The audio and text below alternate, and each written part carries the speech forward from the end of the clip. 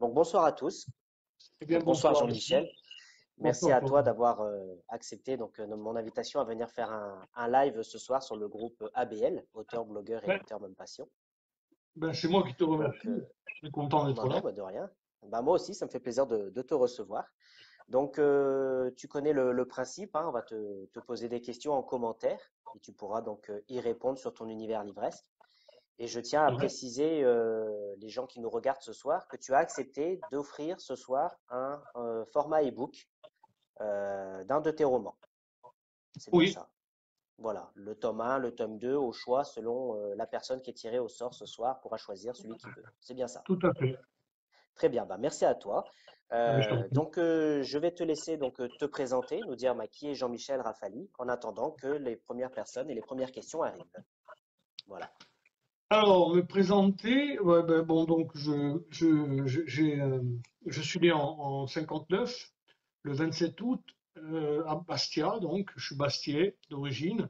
Et même si je vis en Corse du Sud, je vis à Ajaccio, dans un petit village qui est au-dessus d'Ajaccio, qui s'appelle Echicasuarel. Il y a 2 ans, j'ai décidé d'arrêter de travailler. Bon, j'étais pas très loin de la retraite, puisque dans un an et demi, je suis à la retraite. J'ai décidé d'arrêter de travailler parce que j'étais fatigué de travailler dans cette entreprise dans laquelle j'avais bossé quand même 35 ans. Et donc, j'ai fait une rupture conventionnelle.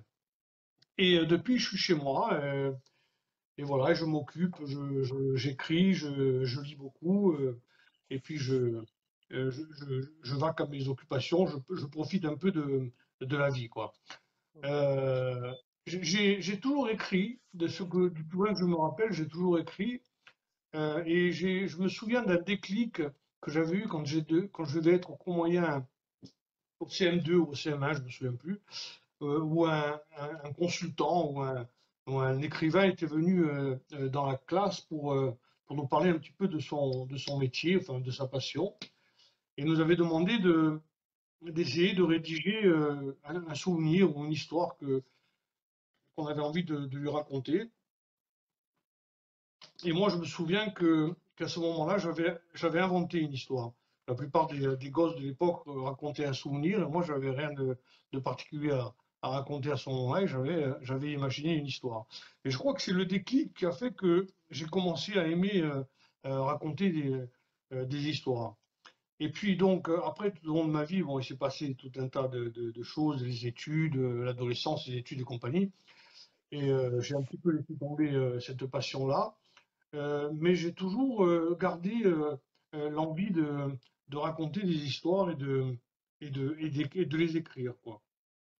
Et quand je me suis installé un petit peu plus sérieusement à Ajaccio, au début des années 80, j'ai commencé à rédiger des très courtes nouvelles que j'ai, que je gardais, que je ne publiais pas, que je gardais.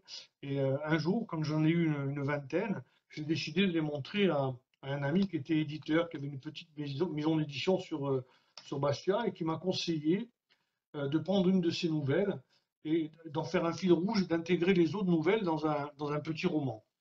Et c'est là que j'ai écrit donc mon premier roman qui s'appelle Bal en amnésie et qui a été édité par une maison d'édition ajaxienne, La Marge, qui était la maison, la plus grosse maison de Corse à l'époque. Et le livre s'est écoulé à 1500 ou 2000 exemplaires à l'époque. L'année d'après, ça c'était en 99, en 1999. L'année d'après, donc en 2000, j'ai écrit, parce qu'elle m'avait été demandée par l'éditeur, la suite de ce petit roman qui s'est appelé Hors la vie. Voilà, ces 2 romans, qui ont 20 ans maintenant, et qui ont été tous les deux épuisés dans la version d'origine, eh bien, je les ressors pour la fin de l'année dans une version un petit peu biennale, quoi, je dirais, hein, euh, en très peu d'exemplaires, en 50 exemplaires, plus pour me faire plaisir qu'autre chose. Et D'accord. j'essaierai d'en faire profiter les gens qui ont envie de les lire. Ensuite, en- donc après ces 2 romans, j'ai commencé la rédaction euh, de quelque chose qui n'a jamais vu le jour, ou plutôt qui a vu le jour sous une autre forme, puisque j'ai intégré ce texte au premier tome de In Lux Lumine, donc Au seuil de la lumière. J'avais envie d'écrire, de réécrire la Bible, la Genèse, mais plutôt que de l'écrire sous le regard d'un Dieu omniprésent, omnipotent, j'avais envie de l'écrire sous le regard de sa première création, c'est-à-dire Lucifer. Donc j'ai commencé à réécrire toute la Genèse sous le regard de la première création de Dieu, Lucifer. Et j'ai arrêté assez vite, enfin j'ai arrêté assez vite. J'avais écrit une centaine de pages et j'ai arrêté parce que ça me demandait beaucoup de travail et, euh, et j'arrivais pas à trouver l'énergie pour continuer. En revanche, ce texte, qui a beaucoup plu aux gens à qui je l'ai montré à l'époque, je l'ai intégré donc comme des textes que découvrirait l'équipe de héros du premier tome de Nux Liminé. Voilà, pour me présenter, bon, j'ai écrit beaucoup de nouvelles, dont une des premières que j'ai écrites en 96, qui s'appelle Chienne de vie, a été étudiée dans un lycée américain, à Phoenix, dans un lycée français, et elle a été aussi intégrée à un livre scolaire de Suède, en Suède. Et voilà, elle fait sa petite vie tranquille, cette nouvelle-là, elle est sur Internet toujours, elle se balade, et de temps en temps, j'ai des petites informations qui arrivent un petit peu du monde entier pour cette nouvelle et c'est plutôt très satisfaisant comme petite histoire, quoi. Voilà, sinon D'accord. j'ai écrit beaucoup d'autres nouvelles pour des ouvrages collectifs euh, caritatifs ou pour des journaux qui m'ont demandé ou pour des groupements d'écrivains qui avaient envie de faire quelque chose en particulier. Et voilà. L'an dernier, j'ai D'accord. sorti le deuxième tome de Indux Illuminé, celui dont on va peut-être parler ce soir, qui Bah oui, s'appelle Le merci. Cours de l'Aube. Et je suis en train de rédiger le troisième tome qui s'appelle normalement, c'est un titre provisoire pour le moment, mais il devrait s'appeler Le Jour de Dieu. Voilà, Le jour de Florian, Dieu. voilà, rapidement, D'accord. hein. Bah, merci en tout cas pour cette belle présentation. Donc, je vois qu'il y a pas mal de réactions. Donc, tout d'abord, je vois effectivement qu'on demande est-ce que tu peux regarder la caméra Ah, quand tu parles? alors c'est Voilà, je compliqué vois, pour moi de regarder la caméra parce que je ne sais pas exactement où elle est sur mon portable, donc je regarde un peu voilà, de. là où tu regardes, c'est très bien. Là, c'est parfait. Bon, parfait. En tout cas, il y a Virginie qui nous dit Marseille est un coin de Corse et au milieu une mer de partage. Nous nageons en plein bonheur. Merci, messieurs. Voilà, donc merci à toi en tout Merci, cas. Virginie. Donc bonsoir à tous ceux qui nous rejoignent, David qui est là, Eva Marin, Cyril Alberti qui vient d'arriver. Donc bonsoir Cyril, Ah, on va avoir Cyril, l'occasion, j'imagine, de parler de lui, ça, il n'y a pas de souci. oui. Donc Marie-Rosa qui te dit que tu as quel parcours tu as, donc c'est vrai que c'est rythmé Ben, comme je suis parcours. âgé en même temps, hein. Voilà. Est-ce que tu peux nous dire un petit peu, voilà, comment tu t'es lancé dans l'écriture et pourquoi? Ben, comme je disais pendant cette petite description, j'ai toujours aimé raconter des histoires, que ce soit des histoires euh, parlées ou écrites, mais j'ai plus de facilité pour écrire que pour parler, donc je me suis rapidement rapproché du crayon à papier et des feuilles. Voilà, donc voilà, j'ai toujours aimé mettre en scène des personnages que je créais. M'enfermer dans un monde complètement imaginaire et qui sort de ma tête. Voilà, ça m'a toujours plu. En plus, je suis quelqu'un qui dort assez peu, donc le matin, quand je me lève très tôt, vers 4 ou 5 heures, que tout le monde est toujours endormi et que la nature aussi est assez en sommeil. Voilà, moi je mets mes écouteurs sur les oreilles et je m'enferme dans mon petit monde et j'écris. Voilà. Il y a D'accord. pas, il y a pas de, j'ai aucune formation littéraire. J'ai même plutôt une formation très technique d'ailleurs. Mais voilà, j'avais envie, j'ai toujours eu cette passion-là. D'accord. Et justement, vu que tu parles de ton écriture, il y a Marie-Rosa, que je salue, qui nous demande est-ce que tu as un endroit fétiche pour écrire? Est-ce que c'est à l'intérieur, à l'extérieur? Oui, j'ai un endroit, enfin fétiche. Je suis bien à mon bureau, devant mon ordinateur, avec des écouteurs sur les oreilles, et la porte souvent assez fermée, donc je m'isole quand même, hein. Je m'isole des bruits voilà, et des gens aussi, parce que j'ai besoin de me concentrer, quoi. En tout cas, de me retrouver avec mes personnages. D'accord. Et justement, tes personnages, est-ce que tu fais des fiches sur eux? J'en ai fait pendant longtemps des fiches de personnages, très détaillées d'ailleurs. puisque je créais carrément un curriculum vitae de chacun de mes personnages principaux. Bon, je m'arrêtais au cercle très restreint des personnages principaux. Mais dans mes livres, des personnages principaux, il y en a quand même beaucoup, puisque dans le dernier, il y en a quand même 7 ou 8.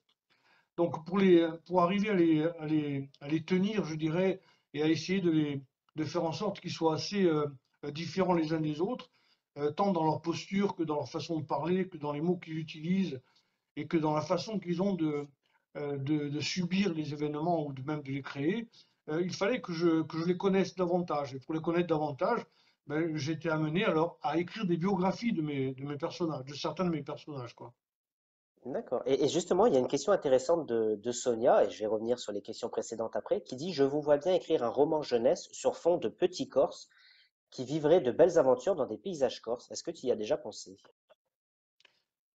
Alors, le- les romans jeunesse, enfin, je ne sais pas trop ce que ça veut dire, moi, cette différenciation qu'on fait entre les genres de romans, enfin, les âges, je veux dire les tranches d'âge. Je ne sais pas. Moi, je suis certain que mes romans, des adolescents pourraient les lire sans que ça les perturbe trop. Mais aussi, ma mère les lit aussi, elle les apprécie aussi. Donc, il n'y a pas vraiment d'âge particulier, en tout cas de tranche d'âge dans mes textes. Maintenant, le roman en jeunesse type Le Club des Cinq ou Martine à la plage, je sais pas, non, ça m'est jamais venu. Ça m'est jamais. Mais pourquoi pas? Pourquoi pas? Il se peut très bien que. J'ai un fils qui fait de la bande dessinée. Et donc j'ai Ah, toujours eu un projet avec lui de réaliser un roman graphique ou quelque chose dans ce genre. Et lui, il est intéressant. plutôt, pardon, il est plutôt axé vers des tranches d'âge plus jeunes que moi. Donc peut-être, mais ce sera peut-être pas un roman littéraire, ce sera peut-être un roman graphique. D'accord, bah ça pourrait être intéressant, effectivement, de voir ça, tes romans adaptés en Ouais, bande dessinée. Ouais. ouais, ouais. Et justement, est-ce que quand tu écris, est-ce que tu as la trame? Voilà, tu sais du début jusqu'à la fin ce que tu vas écrire, ou est-ce que tu te laisses une part d'imagination? Alors, en général, quand je me mets à écrire, j'ai déjà travaillé pendant quelques années avant d'écrire un texte, parce que euh, l'idée vient un petit peu comme une étincelle, et ensuite cette idée, il faut qu'elle grossisse, qu'elle fleurisse, et qu'elle devienne quelque chose qui puisse être un support à l'écriture d'un roman de 200 ou 300 pages, quoi. Donc, j'ai souvent plein d'idées que je note, bien entendu, comme la plupart des auteurs, j'ai des carnets plein d'idées. Et de temps en temps, ben, je reviens sur une, et à ce moment-là, je me dis que c'est peut-être le moment.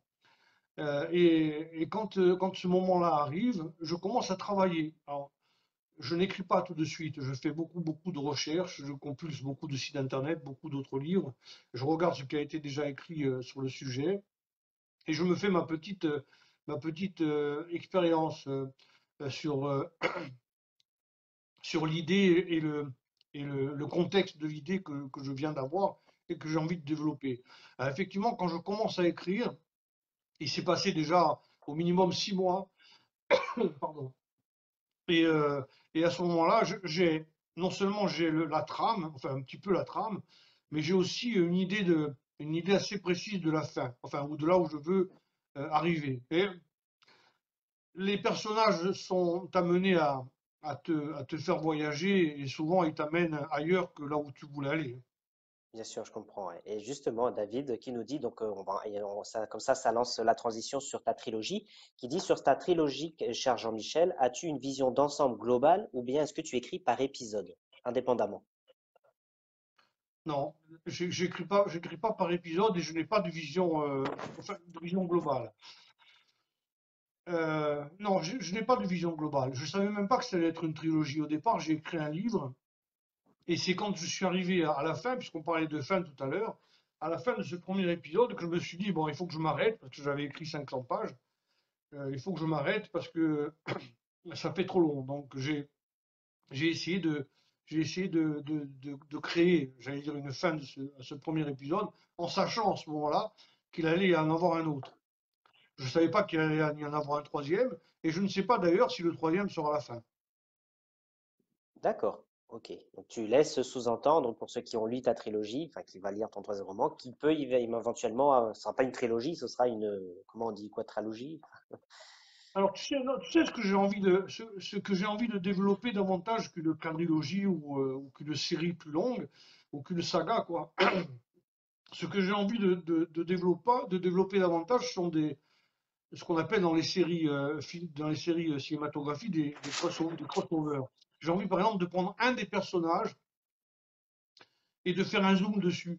Tu vois, de faire un D'accord. zoom dessus sur les moments qui se passent, par exemple, entre les épisodes Bien de sûr. minute sur minute, tu vois, et de retracer un moment, peut-être une année de ce personnage-là, ou peut-être son D'accord. histoire, ou peut-être développer son enfance, tu vois. Bien sûr. J'ai envie Ouais, ça de se faire un travailler, genre un de continuer à comeback travailler sur ses pas. ouais, j'ai envie de continuer à travailler sur ces personnages-là parce que je les aime beaucoup, quoi. Ouais, j'imagine. Et justement, comment tu te sens à la fin lorsque tu as écrit à la fin? Bon, là encore, c'est une trilogie, donc tu sais qu'il y a une suite. Mais par exemple, quand tu finis, tu mets le mot fin. Comment tu te sens? Ah, il est beau sur la casquette aussi. Euh, ouais, c'est un petit peu compliqué quand j'écris le mot fin parce que je sens que je vais quitter cet environnement-là, je vais le quitter pendant un moment, quoi, tu vois, pendant quelques mois. Et donc, par la même occasion, je vais perdre de vue un petit peu mes personnages. Et pendant que moi, je les perds de vue, eux, ils continuent sans doute à faire des choses. Ouais. Et donc, c'est toujours un petit peu difficile la, la- la partie pendant laquelle je n'écris pas. En tout cas, pendant laquelle je n'écris pas sur ces personnages-là, hein. J'écris pendant ce temps, j'écris sur d'autres choses ou où j'ai d'autres projets, bien entendu. Mais c'est toujours difficile pour moi d'écrire le mot fin. Et justement, le syndrome de la page blanche, est-ce que tu le redoutes? Alors, c'est prétentieux peut-être de dire ça, mais pour moi, oui, je me suis retrouvé souvent devant une page blanche en me disant, bon, alors là, je démarre comment, mais pour moi, c'est pas un handicap ni un syndrome particulièrement douloureux, quoi. Ça fait partie du processus et j'adore me retrouver devant une page blanche, pour tout te dire. Je préfère être D'accord. devant une page blanche que devant une page qui est déjà remplie. Bien sûr, ouais. Je comprends, ouais. Isabelle nous demandait, puisque tu disais tout à l'heure que tu mettais des écouteurs. Quelle musique écoutes-tu? Voilà. Pour Bon, il Isabelle, y a moi, tu sais, je suis un David. enfant des années 80. Oui, Non, David dit que tu écoutes de death metal. ouais. Mais pourquoi pas? Je suis un enfant des années 80, donc j'écoute toutes sortes de musique, euh, hard rock, rock, rock symphonie. J'adore Genesis, que j'ai vu deux fois en concert. Gabriel, j'adore Queen, bien sûr, j'ai vu le groupe naître et disparaître. J'adore la New Wave euh, comme Echo and the Bunnymen, euh, comme plein de petits groupes comme ça qui sont nés dans les années 80, qui ont fait une musique très noire et en même temps très intéressante à écouter, moi qui me portait, quoi, comme les Cure par exemple, ou d'autres groupes comme ça. D'accord. Et qu'est-ce qui t'inspire dans la vie? Qu'est-ce qui peut t'inspirer de l'écriture d'un roman plutôt qu'autre chose? Moi, ce qui m'inspire dans la vie, c'est- c'est l'être humain qui m'inspire, parce que l'être humain, il est tellement, un animal tellement complexe, si tu veux, euh, que voilà, j'ai pas vraiment d'autres sujets d'inspiration. Je puise toute mon inspiration dans la relation humaine, la relation des gens entre eux et la relation qu'ils ont envers eux-mêmes aussi d'ailleurs, hein. Voilà, ce qui me plaît, c'est ça, c'est la relation entre les gens, comment elles se développent, pourquoi et de quelle nature elles sont, quoi. D'accord. Marie qui rejoint et David allait poser la même question, qui demande que oui, zoomer sur tes personnages peuvent être très intéressants. Ça peut même compléter ton univers. Ouais, Voilà. ouais, je crois. Et Je crois que c'est. Oui, je t'écoute. ok. Et non, non, il n'y a pas de souci. Et tu trouves tes titres avant, pendant ou après l'écriture, nous demande Sonia. Ben, les titres, je les trouve souvent avant. Tu vois, par exemple, là, le jour de Dieu, ça m'est venu avant de commencer à mettre le premier mot sur une feuille de papier. Mais ça bouge souvent pendant l'écriture. Ça bouge souvent pendant l'écriture, tu vois. Et, euh, et finalement, bon, finalement, à la fin, je reste sur un titre. Mais les titres que je choisis ne me satisfont pas toujours. Je suis très difficile pour les titres. Parce que si tu veux, ça vient de mon, de ma, de mon, de ma, ma première passion pour écrire de très très courtes nouvelles. Quand tu écris une très courte nouvelle, il faut que le titre soit très percutant et que le texte derrière ne soit qu'un révélateur de ce titre. C'est-à-dire que quand la personne, le lecteur a terminé de lire ta nouvelle, ça dure 3 minutes ou 4 minutes de lire une nouvelle très courte comme ça, il faut que quand il la termine, il revienne sur le titre et qu'il se dise, bien sûr, c'est un petit peu ce que j'essaie de faire avec les romans, mais avec les romans, c'est autrement plus compliqué, quoi. D'accord.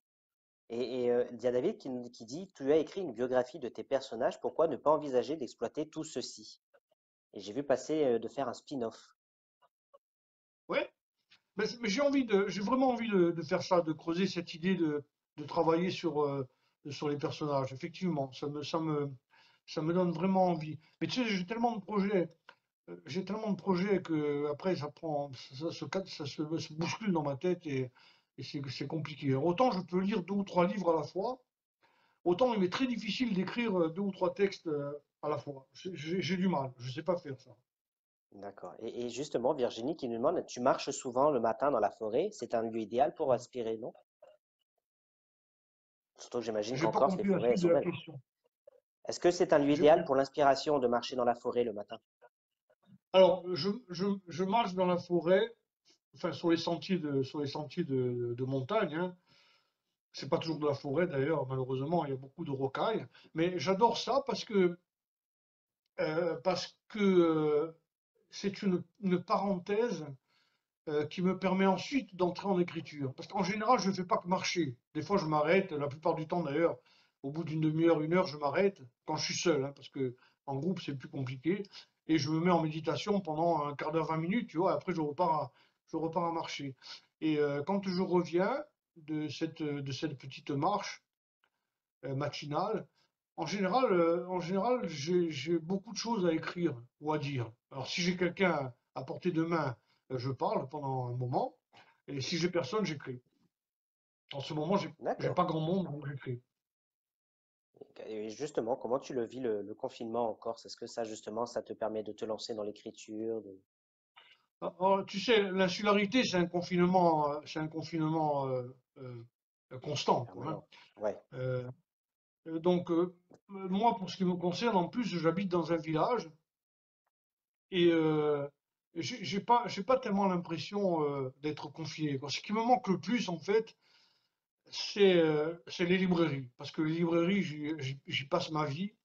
Je vais très souvent dans les centres culturels et dans les FNAC et dans les librairies de quartier. Donc ça me manque énormément. Mais sinon, le reste, il n'y a pas grand-chose qui me manque. J'ai pas énormément de vie sociale, tu vois. Je suis plutôt un ours, moi, plutôt quelqu'un qui hiberne toute l'année. Donc le confinement ne me gêne pas beaucoup. Puis en plus, il y a quand même pire comme environnement pour être confiné, quoi, hein. Je suis dans une J'imagine. maison en pleine montagne, dans un village où il y a peut-être 60 ou 70 habitants, tu vois. Il n'y a jamais un flic qui vient, donc bon, quand on sort sans les masques, même si c'est pas bien de le dire, hein. Et les attestations, on les connaît de loin, quoi. Ouais, c'est ce que dit David. Il dit le confinement, les Corses, ils sont confinés toute l'année. Bon, je vais pas d'histoire, hein, mais Ben oui, l'insularité, c'est un confinement. Question intéressante de Marie-Rosa, et après on va parler donc de tes romans. Est-ce que tu mets beaucoup de toi dans tes écrits? Ben, je pense, Marie, enfin, je vais dire ça en généralité, mais je pense qu'on ne peut pas ne pas mettre beaucoup de soi dans ces romans. Moi, je serais incapable d'écrire quelque chose qui ne me touche pas, quoi. Donc forcément, si ça me touche, c'est qu'il y a un peu de moi dedans, quoi. Et après, forcément, dans les personnages que je décris et que je crée, ben, il y a un petit peu de moi saupoudré dans chacun d'entre eux, tu vois, même dans les méchants d'ailleurs, hein. Même dans les mauvais côtés, je pense qu'il y a un petit peu de moi saupoudré dans chacun des personnages, féminins ou masculins d'ailleurs. D'accord, ok. Et C'est oui, ouais, c'est ce que forcément, il y a disait, beaucoup de moi dans les romans. ouais, c'est ce que disait Sonia, savoir si tu t'identifiais dans tes personnages. Donc la réponse est oui, ils sont inspirés un petit peu de toi aussi. D'accord. Ouais. Donc justement, on va parler maintenant donc de tes romans, donc, comme tu l'as dit tout à l'heure, donc de cette fameuse saga. Est-ce que tu peux nous les présenter, nous donner un petit peu le speech? Alors, le pitch du premier tome de Inux Liminé, Au seuil de la lumière. Alors, Au seuil de la lumière, c'est la traduction de Inux Liminé, en fait, hein. Alors, pour ceux qui sont latins, il y a une faute dans le titre qui est volontaire, hein. En fait, le lumière en latin se dit lucis et pas lux. Moi, je tenais absolument à utiliser lux parce que je fais référence à la lumière divine, fiat lux. Voilà, donc c'est pour ça que j'ai fait volontairement cette faute latine euh, euh, pour ce titre-là. Donc, Lux Liminé, c'est l'histoire une rencontre de deux personnes. Une jeune femme qui s'appelle Lucie, qui est d'origine très bourgeoise, d'une famille très riche, et qui a décidé de prendre sa vie en main et de se séparer de sa famille pour pouvoir vivre sa vie euh, sans cet apport de richesse euh, qui ne venait pas d'elle, quoi. Et donc, elle se retire de sa famille et monte une petite société de détectives privés. Voilà, détective privé. Et donc, un soir, elle apprend que son oncle, qu'un de ses oncles auquel elle tenait beaucoup, qui habite en Corse d'ailleurs, à Campo, vient de décéder en lui léguant une fortune gigantesque, bien qu'elle ne court pas après, et en lui léguant aussi la responsabilité de terminer une enquête sur laquelle il était. Donc, pour réfléchir à tout ça, elle va dans un bar de Marseille, parce qu'elle habite Marseille, un bar sordide d'une rue sale et froide, et elle s'abrite. Il pleut, et elle rentre dans ce bar et elle se boit un verre de whisky. Et à ce moment-là, il y a un jeune homme qui rentre, Simon, qui lui est un jeune homme qui fuit des gangsters, parce qu'il a volé des documents à des petits gangsters, des petits voyous marseillais, et ces voyous le poursuivent pour lui faire la peau, quoi. Donc ils rentrent dans ce bar et tous les deux font connaissance. Et donc ils discutent, ils sont amenés à discuter de cette enquête. Et Lucie lui dit, bah, si tu veux, ça te permettra de partir de Marseille. Si tu veux, tu pars en Corse demain et je te rejoins dans les prochains jours pour qu'on voie un petit peu de quoi il s'agit pour cette enquête, puisqu'elle voulait d'abord aller voir sur la Corse, à l'endroit où est décédé son oncle, de quoi il s'agissait. Donc voilà, ils partent donc en Corse tous les deux et ils commencent cette enquête. Et ils vont se rendre compte que cette enquête va les amener sur la découverte de l'origine de l'homme. Son oncle était un scientifique qui travaillait sur la découverte des origines de l'humanité, quoi. Et donc voilà, le pitch c'est ça, quoi. Ils vont partir, à partir de là, ils vont partir dans cette aventure. D'accord. Et justement, il y a Et une ils vont bonne faire question de, de... Oui, ouais, vas-y. Non, non, vas-y, je t'en prie. non, je dis, ils vont faire des découvertes, bien entendu, tu t'en doutes, très importantes, et en même temps, ils vont avoir des adversaires très coriaces.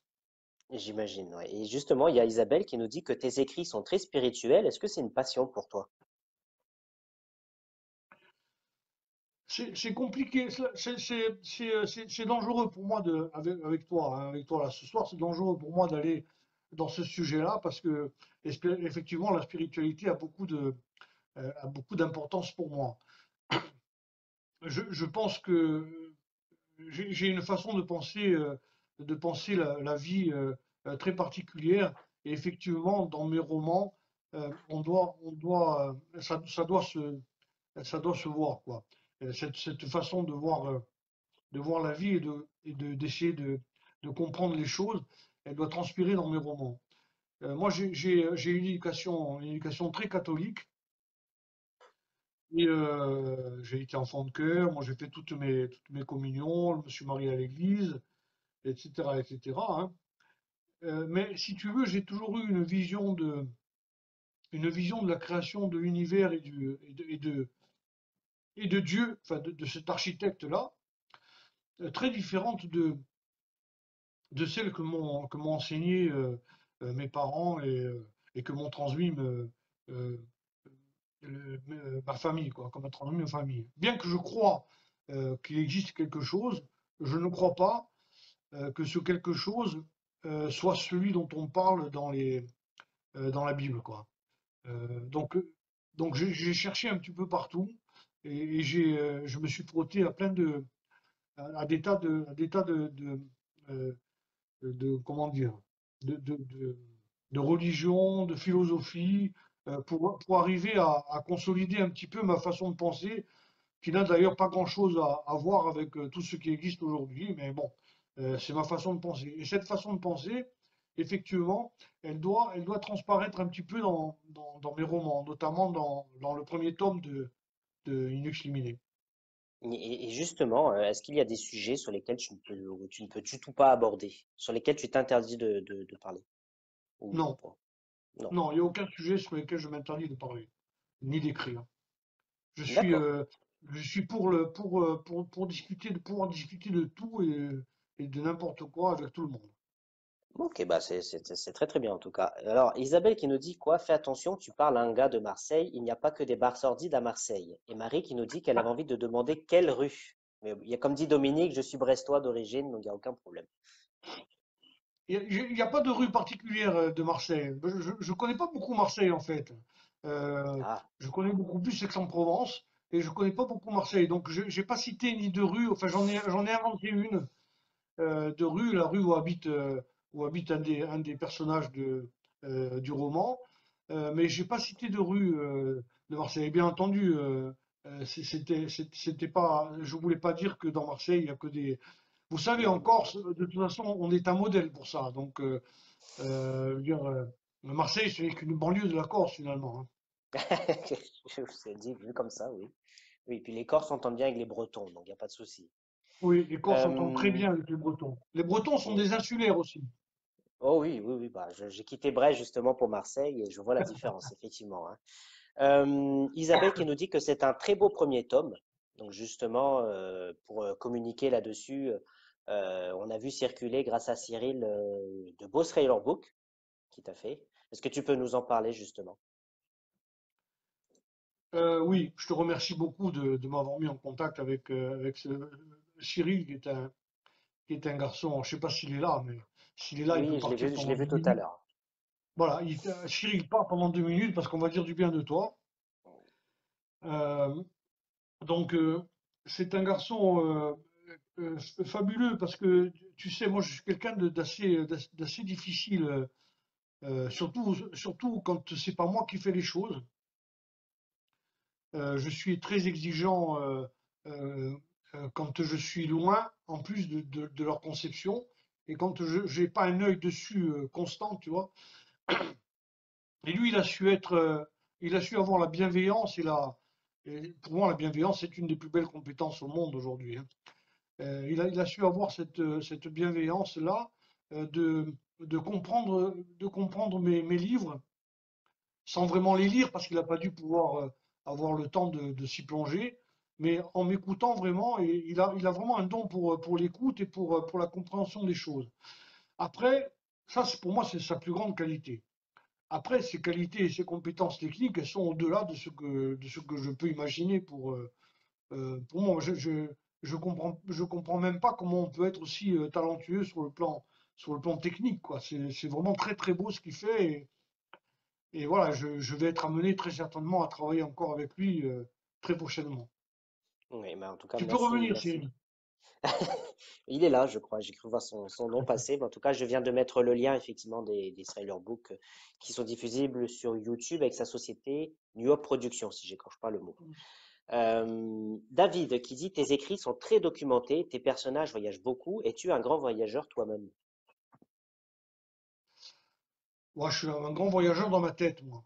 Parce que tu sais, enfin là encore, je vais dire des poncifs, mais quand on habite à une région comme la Corse, c'est compliqué d'aller voir ailleurs. Moi, si je vais voir ailleurs, j'y suis allé bien entendu, hein, à plusieurs reprises. J'ai quand même traversé quelques mers. Mais je reviens toujours chez moi avec le sentiment que tout ce que j'ai vu ailleurs, je parle pas des hommes et des femmes, hein, je parle des paysages. Tout ce que j'ai vu ailleurs, ben, il me semble que qu'on peut le voir en Corse, quoi. Euh, mais, mais, mais en revanche, pour tout ce qui est culturel, tout ce qui est relations humaines, le voyage c'est fabuleux, quoi. Aller à la rencontre de peuples différents de nous. Moi, je suis persuadé, mais je suis un- un persuadé fondamental que ce sont nos différences qui vont construire les êtres de demain, tu vois. Et quand je vois cette nouvelle génération de jeunes pour qui le monde est un village, je me dis, bon, tout n'est peut-être pas perdu, quoi. Tout n'est peut-être pas perdu, parce que c'est justement au contact des autres qu'on peut construire ce que sera l'être humain de demain, quoi. D'accord, ok. Alors, pardon, j'ai cru qu'il y avait une coupure. Alors, Laurel qui vient d'arriver, qui nous dit bonsoir à tous les deux, toujours un plaisir de vous voir, il n'y a pas de souci. David qui dit que ton thriller est à découvrir, et Cyril qui te remercie infiniment pour tes messages. Dominique qui dit que ton thriller est incroyable, il est génial. Et David qui nous parle bien de la Corse, qui dit la Corse n'est pas l'île de beauté pour rien. Alors, tu sais que nous en Corse, on n'aime pas tellement ce qualificatif d'île de beauté, hein, parce que bon, c'est pas pour toi que je dis ça, David, parce que moi aussi, souvent, j'en parle comme étant l'île de beauté. Mais bon, on n'est pas, comment dire, on vit du tourisme, bien entendu, on vit du tourisme et le tourisme est important et il est toujours bienvenu chez nous. Mais on ne fait pas de publicité extravagante pour la Corse parce qu'on pense que c'est pas vraiment nécessaire, quoi. Euh, voilà, nous, ce qu'on essaie de faire, c'est de la protéger. Et quand on voit, moi, je suis malheureux quand je vois toutes ces villas qui se construisent sur le front, le front maritime, simplement parce que les gens ont beaucoup d'argent et qu'ils sont capables de faire en sorte de balayer les lois pour pouvoir construire une maison à un endroit où il vaudrait mieux qu'il n'y en ait pas, quoi. Mais Ouais, c'est sinon, sûr. oui, c'est une belle île. Oui, bah, c'est ce que je vois dans les commentaires, hein. Il y en a plusieurs qui disent qu'effectivement ils s'y sont déjà allés, que la Corse est magnifique et qu'ils aimeraient bien y retourner. Et David qui nous dit effectivement les Corses redoutent l'invasion. Ouais, on redoute un petit peu l'invasion. Tu sais, aujourd'hui, je te prends un exemple simple. Euh, Aujourd'hui, les terrains les maisons sont tellement chers en Corse que les jeunes Corses ne peuvent plus les acheter. Et donc, ce ne sont que des gens qui viennent de pays étrangers, qui sont sans doute de bonnes personnes, hein. Je dis pas ça euh, pour qu'on pense que je pense qu'il n'y a que les Corses qui sont de bonnes personnes. Non. Mais aujourd'hui, les jeunes Corses, avec le salaire qu'ils ont la surface financière qu'il a leur, ne peuvent plus acheter de terrain ou de maison en Corse. C'est très très cher. Et donc ça, c'est très dommage, quoi. Ouais, d'accord. Parce que tu dis, comme tu dis, ouais, je suis d'accord avec toi, Jean-Michel, nous dit David, effectivement. On va parler maintenant de ton tome 2, donc bien entendu sans spoiler. Est-ce que tu me disais que tu voulais nous lire un petit extrait? Alors, je ne sais pas si tu veux le Ah lire oui, maintenant. je veux bien, mais il va falloir m'arrêter parce que quand je commence à lire, moi, je m'arrête plus, hein. Eh ben, écoute, dès que tu vois la lumière s'éteindre, c'est qu'il faut arrêter, c'est bon. D'accord. Alors, Non, non, j'ai choisi un extrait qui est en plein milieu du livre. Donc forcément, il y a des choses qui vont vous manquer, mais tant pis. vas-y, Un on t'écoute. technicien déposa la pomme dans la première bulle. Derrière la vitre, dans la salle de contrôle, tout le monde attendait les résultats avec impatience. Lafitte restait sans voix devant un tel équipement. Mendes était dans ses appartements en train de tenter de traduire les messages. Le général, osa une question. Puis-je en savoir un peu plus sur ces appareils et cette expérience? Une minute, répondit Aurore. Le petit sifflement, l'éclair de traits de couleur sur le premier globe, puis le second, et la pomme disparut et réapparut instantanément de l'autre côté. Le technicien la sortit, en coupa un quartier et goûta la chair avec prudence. Il se tourna, leva les yeux dans leur direction et fit un signe de tête négatif. C'est bien ce que je crois, demanda Laffitte. Vous avez bien vu, mais c'est un échec. Il manque encore quelque chose. Comment avez-vous fait ça? Les messages que nous recevons et étudions depuis plusieurs mois nous ont donné les moyens de créer tout ce qui nous entoure dans ce laboratoire. Vous êtes parvenu à réaliser une téléportation?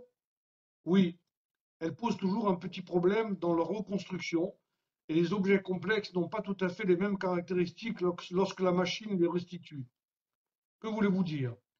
Par certains côtés, ils semblent améliorés et certaines imperfections visibles disparaissent, mais d'autres propriétés, comme ici le goût de la pomme, sont différents du modèle. Et c'est grave? Général, Aurore fixa le militaire. Vous imaginez un instant ce qui se passerait dans le cas d'un être vivant, doté de souvenirs, d'intelligence, de pensée. Nous sommes bloqués au même point. J'étais certaine que les nouvelles formules seraient plus efficaces. Il reste à espérer que Mendes obtienne des résultats plus concluants. Mais il va lui falloir encore des jours, dit l'officier. Non, Laffitte, cette machine est une conception technologique très supérieure à tout ce qui est connu aujourd'hui.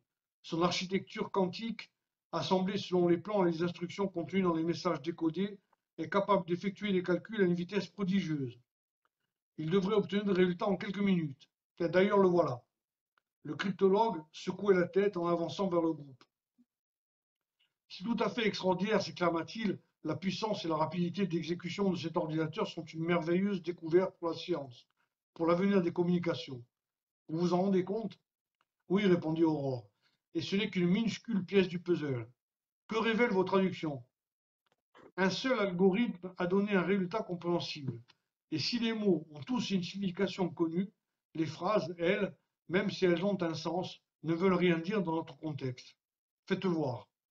Aurore prit le feuillet dans les mains de Mendes. C'est tout, juste cette phrase? Oui, dans plus de 5000 langues ou dialectes, y compris les disparus. Aurore lut à haute voix. La légende dit qu'ils partirent sur les routes et visitèrent de multiples contrées. La plupart ne revinrent jamais, mais aujourd'hui nous vous le révélons.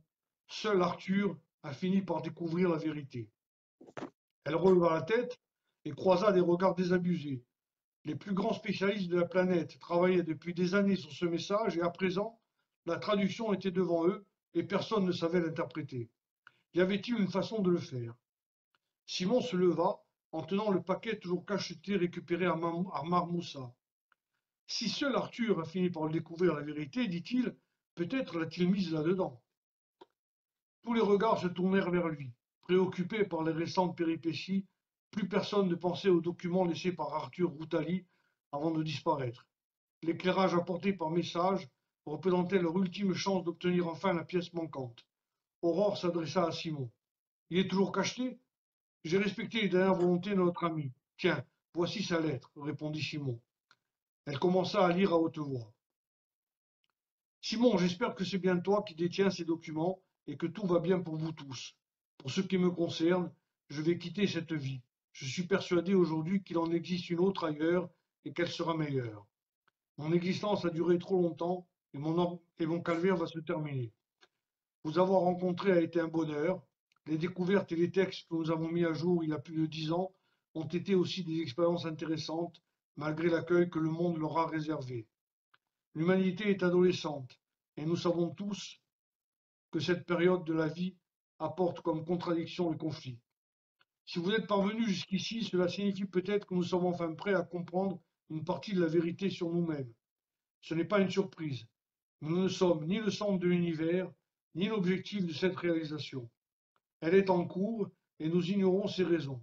Ce que je peux vous certifier aujourd'hui, c'est que nous ne sommes pas les seuls à la vivre. Toutes les croyances, les foi, les religions, les dogmes, toutes les certitudes vont voler en éclats. La vérité toute nue peut être plus difficile à entendre que le monde de l'imagine.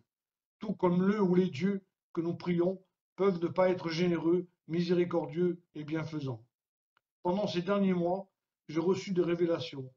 Beaucoup penseront que ce sont des divagations d'un fou ou que j'ai inventé ce que vous allez lire.